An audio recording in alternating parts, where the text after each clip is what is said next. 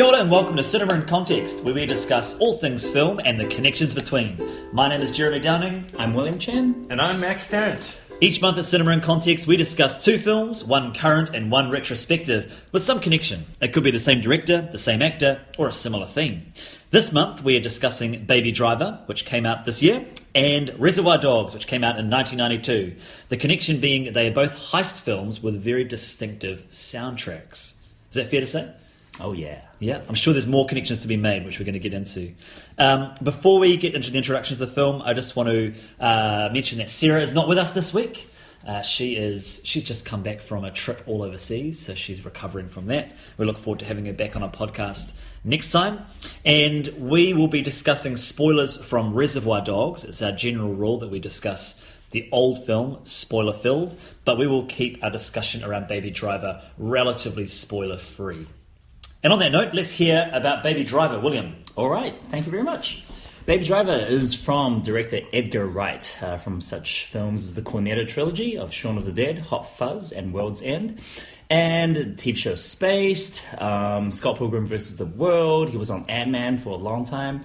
And it is a very, as you see, Jeremy, a very stylized take on the heist film, where, just like Reservoir Dogs, you don't see the heist. It's all about everything around the heist. And in this case, about the getaway driver himself. So-called because, his name is Baby, or he calls himself Baby.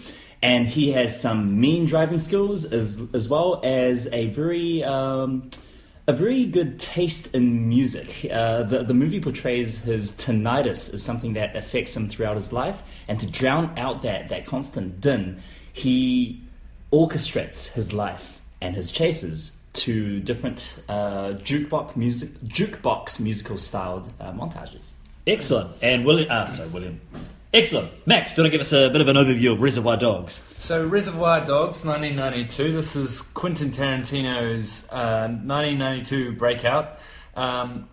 This is the man that needs no introduction, really, but obviously it shows off his great focus on interesting dialogue. It's about a heist that's gone wrong, basically, and we're introduced to some fantastic characters and some fantastic actors, really, as well, aren't we? Starting with Reservoir Dogs, it was Quentin Tarantino's breakout onto the scene.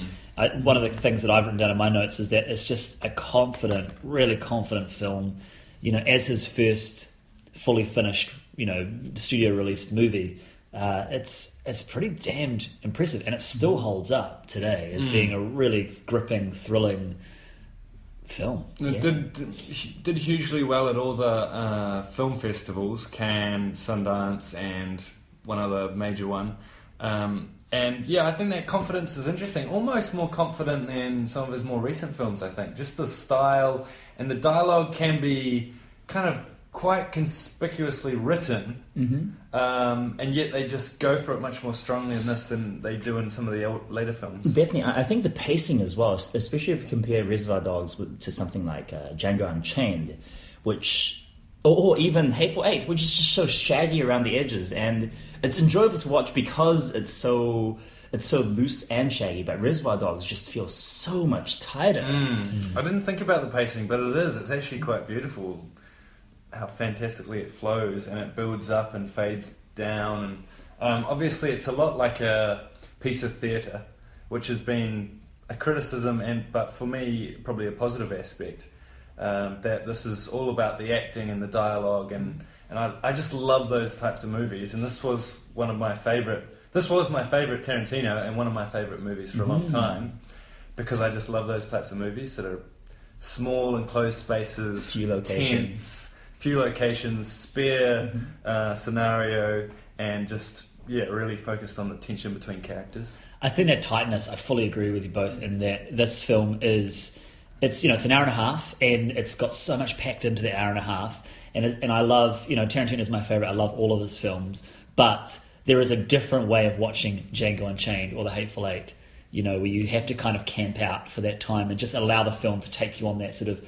not meandering journey, but you got to give those scenes their space. Whereas with Reservoir Dogs, it's just hitting you right then and there, and It's interesting because one of the things I felt about Baby Driver is that it had a tightness about it as well. Yeah. That it Definitely. wasn't sprawling. There was a limited amount of characters. The story was about the characters. There wasn't too much outside influence. Mm-hmm. And I think in an age where the third act of a film explodes into city destruction, it's so nice to watch a movie that's just 2 or 3 characters having a conflict in a space. I just can't, if I can jump in there was a quote that I really liked from a reviewer. It's all bolted together like clockwork, an assemblage of elements designed to arouse and engage. And it's going to kind of come up later on with my perspective about Baby Driver, but it's tightly woven together, which is nice. Without feeling too contrived, like Yes. both Reservoir Dogs and Baby Driver, it's like there's this tightness, there's this real clear sense of purpose, there's this confidence, and yet you can see there's been space for, I don't want to say improvisation, but allowing whatever's happening in the moment to come through in the scene, which is so nice. Like real character moments that don't really have to do with plot or machinations or anything else. And Harvey Keitel is going to be the best example of that, I think. He's so amazing. This period of his acting was just amazing. I love the way he gets in the car early on in the film, and he's going, what does he say?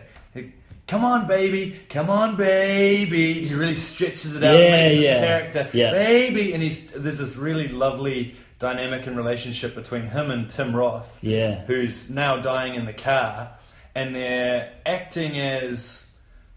he's acting almost like a father figure, and very sensitive, very interesting kind of male-male relationship, which is kind of usually wouldn't be probably okay, but because he's dying, it creates this slightly different dynamic. I agree. That relationship to me is the heart of Reservoir Dogs. You know, for all of its roughness, its grittiness, and it's just really uncomfortable in parts. I feel there's a really interesting relationship there. It's not clear cut, like you say, father relationship. You could probably make arguments for all different dynamics in that relationship. And Harvey Keitel and Tim Roth together, it's really impressive. Interestingly, you talked about the film being almost like a piece of theatre, and Tarantino wrote that movie like it could be filmed in one warehouse. So all of the cutaways was not initially planned to be filmed because he wanted to do it on a really low budget, didn't he? Because he had to, you know. And then Harvey Keitel got hold of the That's script, right, and it was his influence that got the larger budget. So what was Keitel in before this that meant that he had the status? Well, he was in Taxi Driver. He was in Taxi Driver would have been one of the early ones. He's done a lot of. He's always been a kind of a strong on the edges as well. Yeah. I know he did the piano after this. Right. Holy Smoke was after this. Holy Smoke's cool, eh? Yeah. And that if that is the core of the film, that's why the ending is really satisfying. When Keitel is betrayed by Tim Roth, Keitel really stands up for Tim Roth, which is almost a little bit debatable that he stands up for Tim Roth despite all the evidence as being the rat in their troupe. And he says, no, Tim Roth is not the one. I know this guy. I've built this fantastic relationship with him. Trust me, he's not the rat. And Keitel's been shot, and he's lying there with Tim Roth, and Tim Roth whispers in his ear, I'm a cop. And it's just pure anguish, and it couldn't have been anybody apart from Keitel. And that is a fantastic movie moment. I love the almost, I don't, is it a twist? But you know that he's been shot. Tim Roth's character's been shot right from the start of the film, and so I assume when I watched it and when I've rewatched it and forgotten bits of it, I assume that it's through the heist. It's a policeman that shot him, and so that's what ticks him off your list in terms of whether or not he's the snitch. Yeah. It's like well, he's not the snitch because he's been shot by the police. But of course, the great twist is that just this woman in a car is the one that shoots him, and it's just it's not a happy accident. It's an accident that this happens. It's a great way to subvert expectations, and it means that reveal when he shoots the Michael Madsen character really quite thrilling. Yeah, it's quite like classic Tarantino in the sense of and leading up to Pulp Fiction with the kind of time dynamics. This film is really cool. It starts with a lovely little scene introducing all the characters and giving us the vibe of the film, which is kind of quite banal dialogue, some really idiosyncratic dialogue. About Madonna's Lucky Star. About Not Lucky Star, like a Virgin. Yeah, like a virgin. And everything's quite jovial and there's a lot of banter, and then it switches like that to a shot of Keitel in the car with this guy dying behind him. So we talked about it skipping the heist, and it does that very, very clearly. Does a strong contrast to suddenly we're in a different territory, and the tension is ramped up 100%, and suddenly it's all about individual interests as well, because Keitel's not willing to take him to the hospital. And we're like, oh, come on, take the bloody guy to the hospital. He is. But he is. Mr. Pink is not. Yeah, Steve Buscemi. Steve Buscemi's character. But isn't it? In the car, he says, "I'm not going to take you to the hospital."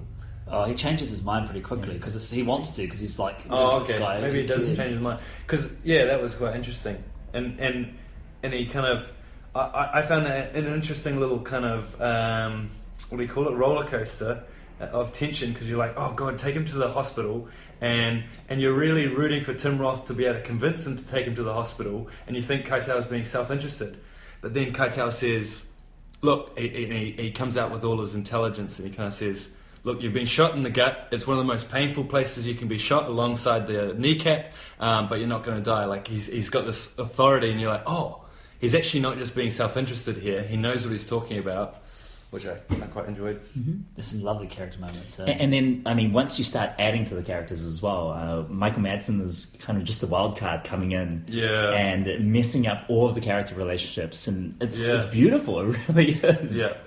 And then, of course, by the end, when everyone comes into play, you have the Mexican standoff, you have everyone questioning everyone else, and the ending of the movie, how everything ties together is just, it's, as you say, it's heartbreaking, but it's also really, really satisfying. Yeah. Yeah. And then Mr. Pink, it's debatable whether he gets away or not, but Mr. Pink, he's the one that... Who's the actor again? Steve Buscemi. Oh, yeah. He's the self-proclaimed professional. He, I do this because I'm good at my job, and what are you guys doing? Yeah. It's so thrilling to go back and watch Steve Buscemi in those films like Fargo and Reservoir Dogs. Particularly, I watched all of Boardwalk Empire, and he's such a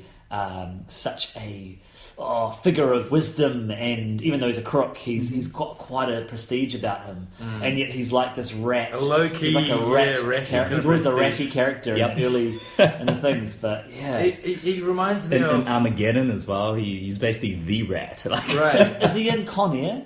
Yes. I'm pretty sure he is. Yes. Yeah. Which apparently they want to make. I think they've talked about making a sequel to. Oh, really? Awesome. Yeah. But he reminds me of, who's that character? Midnight Cowboy. Yes. Yeah. What's his name?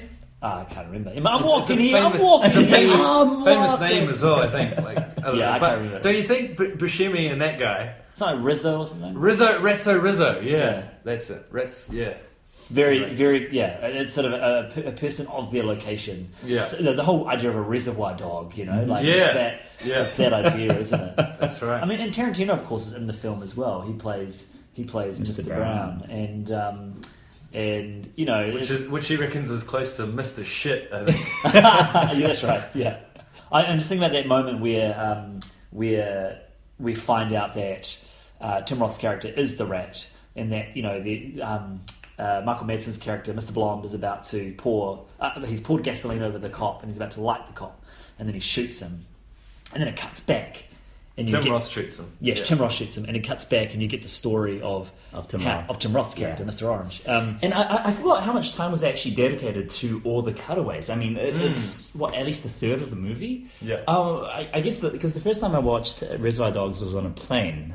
Maybe not the best place to watch movies. And I just forgot. I thought the whole movie was going to be in the warehouse with only brief snippets of cutaways, but no, it's a large chunk of the movie is their backstory introduced at the moments where the audience would be, I guess, most susceptible to their backstories, which is really cool. Well, it reminds me of Kill Bill 2. In Kill Bill 2, the bride, the Uma Thurman character, she gets buried alive, and it's a really, really terrifying scene. I remember watching it very clearly, and she's buried alive. She's screaming. She's distressed. You hear the car. You hear the dirt being piled on the grave, on the casket, and then you hear the car driving away. And then it cuts to a flashback, and you get the story of how she was trained as a martial artist, and then part of her training is punching that, if someone was an inch in front of you, what would you deal with it? And it's so great because it's like, I had no idea how she was going to get out of that grave, and then you get this whole backstory without even realizing that you're getting the answer right in the moment about how she's going to get out of the grave, and it cuts back to it, and then you get that, and it feels very satisfying. One thing I felt about Reservoir Dogs, though, coming back to it, was kind of confronting in terms of the violence and the shouting of this film. There is so much shouting, it's so noisy and in your face, that I felt a little bit more funny about it than I used to. I think I used to really hold that up as like, this is the reality, that's the authenticity of it, is that it's violent and it's intense. But really this is done for entertainment, purely for entertainment, and that's why I now kind of coming back to it. I mean, there's been kind of little criticisms about that in his later films, but coming back to this earlier film, you really see it probably most front and centre. I'm totally with you about the shouting. That's hilarious. I didn't think about that, but yeah, the final, I guess, act of the entire movie is just people screaming in other people's faces. It got quite tiring. Yeah, I have to fully agree with you. The first time I ever watched Reservoir Dogs, I felt it as well. I described it as feeling really rough and raw. Like, it's not necessarily the most enjoyable experience watching this film. And I rewatched it with my one of my sisters and my brother. I've kind of got them into Tarantino. They've been loving all the films they've watched, but even they were like, "Oh, this is quite hard to watch." Because it's not in any of his other movies. I mean, the dialogue scenes are very much, dialogue scenes instead of people raising their voice. Like, Harvey Keitel is screaming by the end of the movie. Yeah. I mean, I think it's kind of part of the strength of the film, but also it's something that makes it's one of those weird things. It's like it could be a strength or a weakness depending on how you're feeling. What I will say is that I don't feel the film is actually that. How shall I phrase this? I want to say it's not that violent. Like, I think it's affecting violence, but the gunshot you don't really see. The cutting of the air you don't see. It's intentionally off screen. It's intentionally off screen. It's the way the actors are performing, and just the presence of a mostly stark grey and white set with all this blood dripping everywhere. That's where the horror comes from. You definitely see the wound of the ear. That's a very graphic kind of wound. But on a whole, it's the presence of blood and the performance of the actors, and all the shouting is very violent. Yeah. I mean, just the fact that Tim Roth, it's the way that he's writhing in the back of the car, and there's blood everywhere. Yes. But in reality, that's all you really see. Yeah. It's the same with Pulp Fiction. Like, in Pulp Fiction, you don't see a lot in Pulp Fiction, and yet people have this idea that it's this incredibly violent film. Don't get me wrong, there are definitely violent moments, but kind of violent ideas, like getting raped. And stuff like that. And like the whole adrenaline shot in the heart. You don't see that. It's all tension and the acting of the reaction. Yeah, the reaction, and that's what sells it. And so whenever people say to me Tarantino is very violent, it's like, look, I'll give you Kill Bill. Kill Bill is very violent, but it's comic book violence for the most part. But on the whole, it's really affecting. Guillermo del Toro talks about it as well. Like, he only uses violence in really specific ways to affect the audience. So in Pan's Labyrinth, for instance, you get someone's lip cut, the side of their lip cut, which is a really horrible idea. Or in Devil's Backbone, someone gets a spear in the armpit. Or again, in Pan's Labyrinth, someone gets their nose bashed in. And it's like, the way he uses it is really shocking. But what you're actually seeing... your mind is filling in the blanks, or Django Unchained, like the Mandingo fighting. The guy gets killed with a hammer. You just see his feet.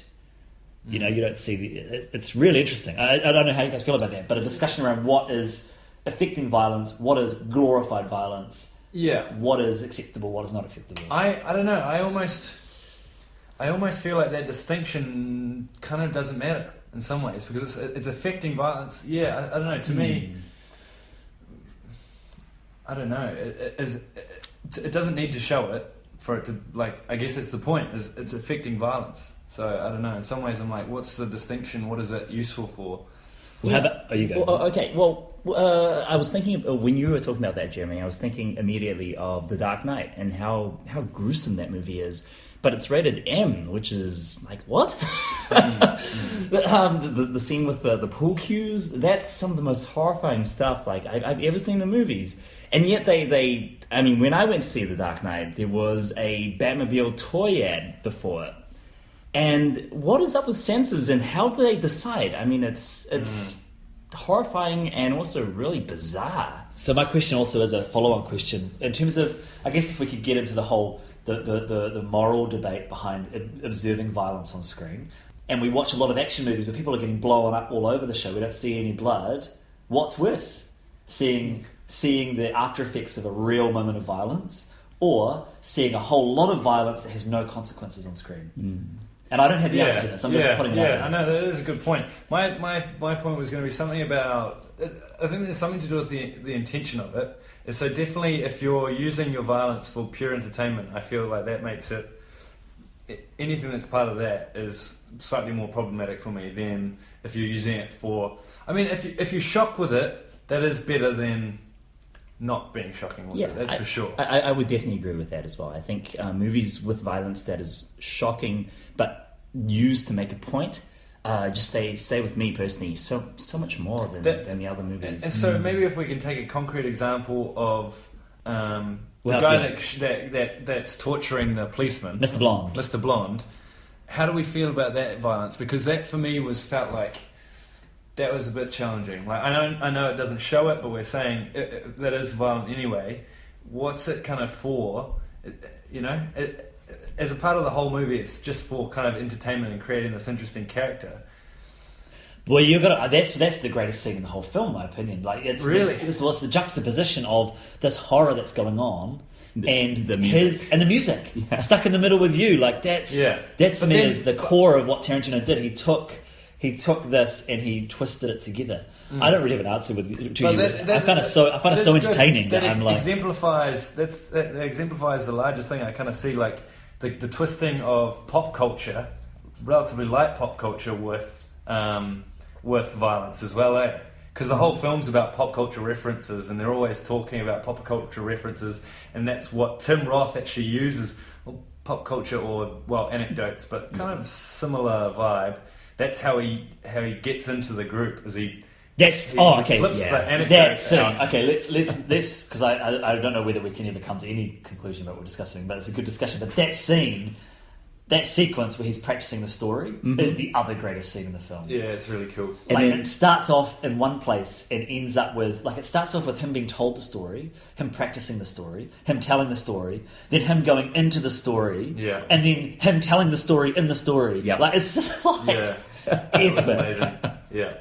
Did you want to say? You were going to say? Oh yeah. I was just going to say the jump from him being in the bar, like telling a story, to the actual depiction of the story is fantastic. It really is. It's such a 5 layers deep of meta-ness. Yeah.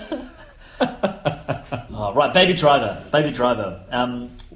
Who wants to jump in with Baby Driver? I think a good starting point is talking about how pop culture is used to drive the entire movie. I mean, a lot of people have been saying that it's a musical, right? It's a crime musical. Yeah. It doesn't have any original music, unfortunately, but it uses music to such great effect and to drive the entire movie.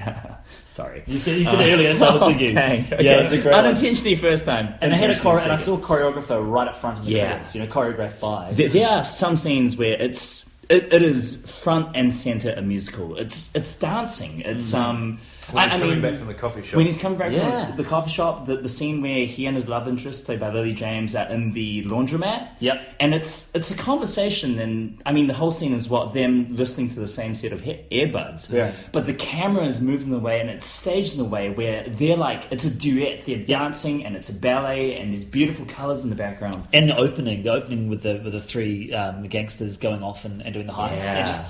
And that's, I was thinking about watching it, having just done a musical myself. We would rehearse it in the exact same way. I was thinking they would have done the same thing. They would have choreographed it. They would have worked with the actors. They would have put the camera in there. And it made me think of Little Shop of Horrors, which is the Frank Oz directed film. And he he just said that when they were choreographing, the camera was always choreographed as part of that. The set design was always part of that because they needed to have so many footsteps to meet the music. So the walls were a certain length, and I felt they probably did the same thing in this film. The whole sets were designed to match the movement of the characters. I think that sounds like the exact opposite, and you and I have talked about this, Jeremy, of the producer's movie, the movie of the musical of the movie, where the entire movie felt like a camera set in front of a stage where people were dancing, and it was the most boring thing in the world. They specifically set out to create that film, which was, let's just film the stage musical. And it is boring. As a facsimile of the stage musical, it works fine, but as a film, it doesn't. Yeah. Different medium. So, failed experiment. Nice that you tried it, but, glad someone's done it, and there you go, but no. No, you have to, Little Shop of Horrors I come back to, the more I think about that as a movie musical, that's such a phenomenal movie musical because it's like the camera shot is changing. You're talking about the older one? The 70s the newer 80s. Oh. 80s, because it was a remake of the original sci-fi. Right. Yeah, so it was originally a B-grade film with no music, and then it was made into a stage musical, and then that stage musical was made back into a film. And Frank Oz, the voice of Yoda. But yeah, the camera shots are changing all the time, and it's all choreographed. Can I also just say that the first 10-15 minutes or so of Baby Driver is just the best thing ever. It's so good, and the juxtaposition of a heist going on and him breaking into I don't want to say a song, a lip sync, and there's those moments where something horrific's going on in the background and he sort of looks at it and then he goes into the next song because he's clearly on board with what's going on. Yeah, I mean, in terms of the comparison between these two films, we can make a few connections. Obviously, it's the heist that's gone having troubles, and the music is obviously important, though I don't think that was the biggest connection, but the focus that it's around the heist and not the heist itself, but the pop culture connecting to... So he's doing this pop culture thing in his ears, which ties somehow seamlessly into this quite serious thing that's going on, which is robbing a bank. So that's very similar to the Reservoir Dogs as well. On the line of pop culture, what about the nostalgia of iPods? Yeah, I didn't see that coming. His line of cool. It made me feel really old. I remember those. I remember the original iPod in the film. That was like his heirloom, his family heirloom. Yeah, it was funny to kind of see it used like that because I kind of hadn't felt like that yet, but I was like, oh, okay, yeah, I can get that. I think those old iPods are already considered antiques. Really? Wow. Yeah. Like my dad's got... do you guys remember those iMacs that were like the little half sphere bases? Yes, totally do, yeah. Yeah, my dad's still got one of those, and it's like, I think they're already considered antiques. Wow. It doesn't really work. How does that anymore. make... I wonder what the definition of antique is. I don't know. You can see them in antique shops. I see. It's got some interesting comparisons, this film, Baby Driver, in the kind of recent film sphere, and it seems like there's a bit of an upsurge in using more retro music and more interesting pop music than has been popular. You think of like Galaxy, I think Guardians of the Galaxy, Suicide King Kong, Suicide Squad. And did King Kong do that as well? Or Kong Skull Island, or whatever it was. Yeah, sorry, Kong Skull Island did quite a bit of that. And also, if you see Atomic Blonde, it's very big on that as well, using the music. And then, I mean, I compare this a little bit to... I'd probably put this in a line with kind of Whiplash and La La Land. And in what way? Just the focus... I mean, I think... I was trying to remember, in Whiplash, I thought there was actually a scene where they choreographed it to the drum music as well. Oh, quite likely, yeah. I think so. And so it's kind of just the musicality of it, I think. You got one. And actually, also with with Whiplash compared to Baby Driver, there's a certain aspect of being a kind of popular film, but having a bit of an artsy dynamic to it. I remember we were talking about that. Yeah, definitely so with Baby Driver, and I am quite happy that the audiences are responding to Baby Driver so well, because I know Edgar Wright's films, especially Scott Pilgrim, which had such buzz before it, they tend to just kind of fizzle out in the cinema. Great actors though. Like he's got a raft of really strong names in this film. Yeah. And they all hold their own, and they're all quite rich. They bring their A game as well. Yeah. Jon Hamm, he's so good in the movie. He's really good, and I can't talk too much about why I love him so much without getting into the spoilers that make the film what it is. But yeah, he's fantastic. Jamie Foxx is so cool. Jamie Foxx was bloody good. I He's think he was so my favourite great. in the film. And Kevin Spacey doing what Kevin Spacey does best. Yeah. It's My only criticism of this film really is that just female representation. The women are pretty poor. It's just like cardboard cutout characters. especially the Lily James character. Like I felt it while I was watching the movie. She's just through the entire movie waiting for baby on the phone, going, "Babe, are you ready yet? Yeah. Oh, I'm gonna wait for like half an hour until I get another scene. Oh, okay." Yeah, she doesn't do anything. I felt that as well. And the one thing that I thought was going to be a criticism, but it wasn't, and it comes back to your point, Max, about these different films that are bringing in these different jukebox soundtracks. I have a real fatigue when they're jumping through songs a lot. Exactly. That's the problem with Guardians of the Galaxy 8. And Suicide Squad, which is horrible. The biggest one for me is nadir. Watchmen. When I watched Watchmen, it's like every scene has a different song, And they just don't respect the music at all, and Yeah. so they go cut. Yeah. Next song, cut. And Yeah. you're just like, and so that's why we were talking recently about Twin Peaks, and they let a song play long, and they kind of orchestrate the scene around it, and it just is so satisfying to let that rhythm have its own life, and Yeah. not be okay. We're just cutting that off, like Yeah, be I careful. fully agree. And the film definitely had that little fatigue at the start for me. And I was very tired when I watched this movie, so I wasn't in the best headspace to engage with this film, even though I love Edgar Wright. But for some reason, I haven't figured out yet why that disappeared for me. Like, I just got into the zone of the movie. Is it because so much of the music is tied in so tight with everything that's happening on screen? Possibly, but even that... Which seems... I mean, if you compare it to Watchmen, and you guys haven't seen Suicide Squad, right? No. Because it is... to me, it's the nadir of using music in a movie. And they use music for no reason, because they have the rights, I guess. And it's Just trying pop to... tunes that people just will know. recognizable Yeah. pop tunes. And it's very clear they're trying to ape Guardians of the Galaxy, but in a way that's really just wholly ineffective, which is... I think possibly it was the fact that they included a couple of instrumental tracks. They weren't afraid to use, of course, the Tequila song in the film is just phenomenal. Well, I love how a gunfight is choreographed as if the gunshots were percussion. Holy moly. Really, really cool. My favourite moment was the stacking of money. There was a simple little shot with the stacking of money, and each of the money stacks was in time to the music. That's right. That was really satisfying. Yeah. Partly just because the song was so good, right? Probably, yeah. Can I just go back talking about the gender politics? I did feel like some of the politics of Reservoir Dogs as well seemed a little off, and I'm not sure if he deserves this criticism, because I'm sure he is cognizant of most of it. But definitely the sexism of 7 men around the table talking about Madonna's song "Like a Virgin," and talking about having sex with a big penis, is pretty problematic.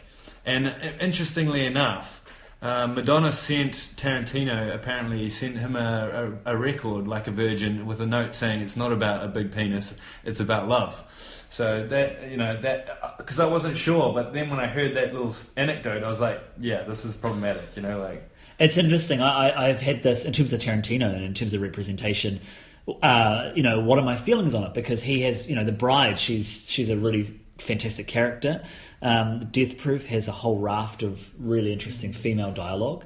Inglourious Basterds. Inglourious Basterds. Great characters. But then it's like the interesting one for me is Hateful Eight, in which you've got this central female character. And he talks about how he wrote a whole version of the script from her perspective to help deproblematize the fact that she is one of the key. Well, they're all villains in that film, but she's the key. Not antagonist. Well, she's the one that is going to be hung, and so what does that mean? And I don't really know. I know what you're saying, but I don't really know. It's good that at least he's cognizant of it and he's really trying to deal with it. There wasn't present in Baby Driver though. Like, it was clear to me that Lily James's character was just the girl. Yep. And also the wife of Jon Hamm's character. Yeah. She was just like sex. I thought she was better than the Lily James character, but not by much. No. She was there to serve purpose? Yeah, I mean, because they're the only two female characters in the movie, right? And both of them are just tied to the male characters in such a way that drives them. I think that's the entire purpose. I tell you what, though, in terms, like we talked about the relationship between Tim Roth and Harvey Keitel, that male relationship.